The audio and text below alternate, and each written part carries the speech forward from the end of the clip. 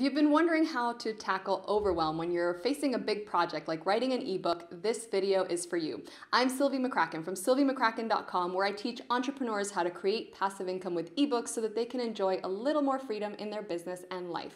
And today I want to talk about overwhelm, specifically what you can do, because we all face overwhelm at one point or another. And I notice this in my clients and students of my course, Create Passive Income with eBooks, a lot, because writing an ebook is a big task, right? So it seems like a little bit overwhelming to get started. And sometimes those bigger projects are the ones that we tend to procrastinate more than perhaps a smaller project that we can finish in a day, which makes total sense. But I have a few tips for you if you are facing this right now. So the first and foremost one that I want to share with you is to have that why as your guiding star. So what do I mean by that? Well, why are you writing an ebook?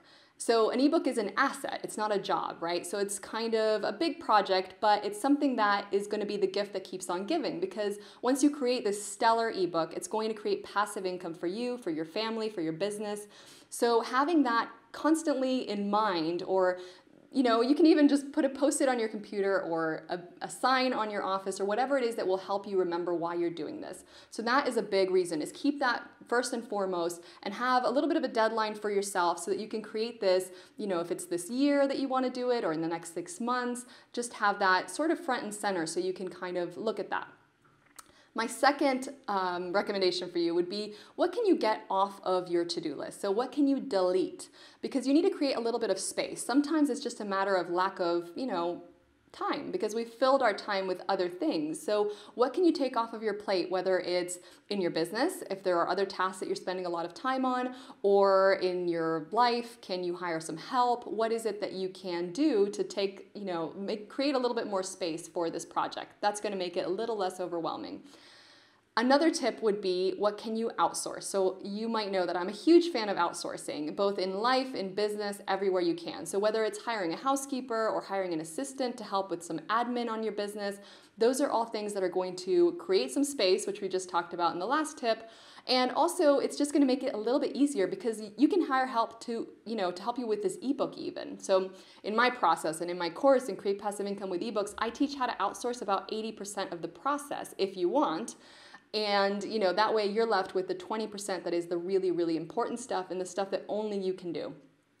So my next tip would be to chunk it down. So this is a big task. It's kind of like building a house. And the truth is, you can lay a foundation, you can put up a couple of walls, but unless the house is finished, it's really not that useful to you. You can't live in it. So the ebook is the same thing. If you've got it just 20% done and it's on your hard drive, or sometimes what I see in my clients is they reach 90% of the way, and that's where the procrastination really hits, because there's a little bit of a mindset shift at that point, a little bit of fear of getting it out into the world. The thing is, 90% done to you is 0% done to your customers and clients.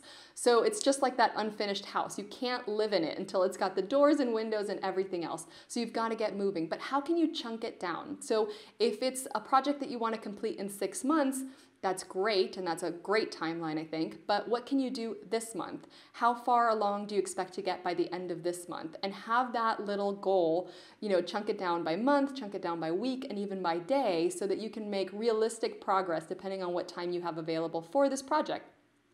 And the other and last tip that I have for you is, how can you batch your time a little bit? So I'm a huge fan of batching time, and I'll do more videos on this in the future. But one of the things you can do is have a day that you do use only for writing. So have a day that is convenient in your schedule for your business, for your family, whatever it is that you've got going on in your life, and make that writing day. And if you know that you're more productive in the morning, then make sure you carve out morning hours in order to do that. Or maybe you prefer to do it every morning and kind of have an hour where you write before you head off to work, or before the kids get up, or whatever it is.